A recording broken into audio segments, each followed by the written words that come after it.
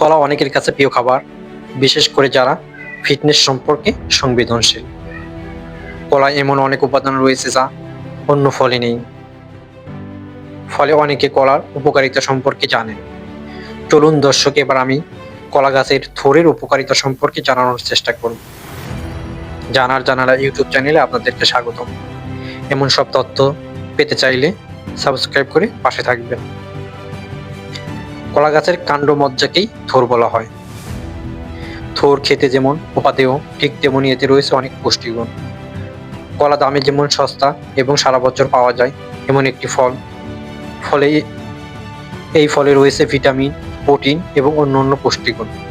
কিন্তু অনেকেই জানে না কলা গাছের এই থোড়ে রয়েছে কলার মতোই পুষ্টিগুণ। হ্যাঁ দর্শক, থোড়ের উপকারিতা শুনলে আপনিও অবাক হতে পারেন। কলা গাছের মাঝের অংশকে সাধারণত বলা হয় থোড়, তবে কোনো কোনো এলাকায় এটাকে বাদাল বা বাদাইল বলে থাকে। থোড় কলা গাছের কাণ্ডের নরম অংশ, যা অনেকগুলো পাতা গুটিয়ে গঠিত হয়। এটি সাদা বা হালকা সবুজ রঙের হয়ে থাকে।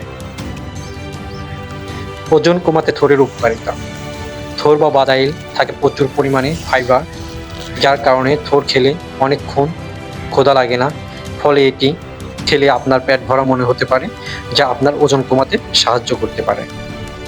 ভিটামিন ও মিনারেল। কলার থোড়ে রয়েছে প্রচুর পরিমাণে ভিটামিন এবং মিনারেল।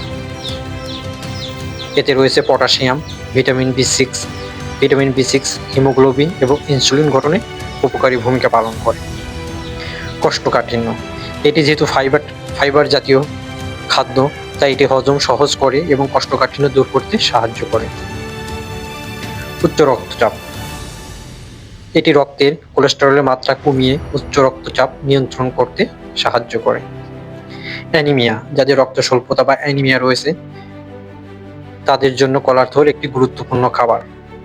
নিয়মিত থোড় খেলে অ্যানিমিয়া সেরে যায়, কারণ এতে আছে প্রচুর পরিমাণে আয়রন, যা হিমোগ্লোবিন উৎপন্ন করে এবং রক্ত স্বল্পতা দূর করতে সাহায্য করে।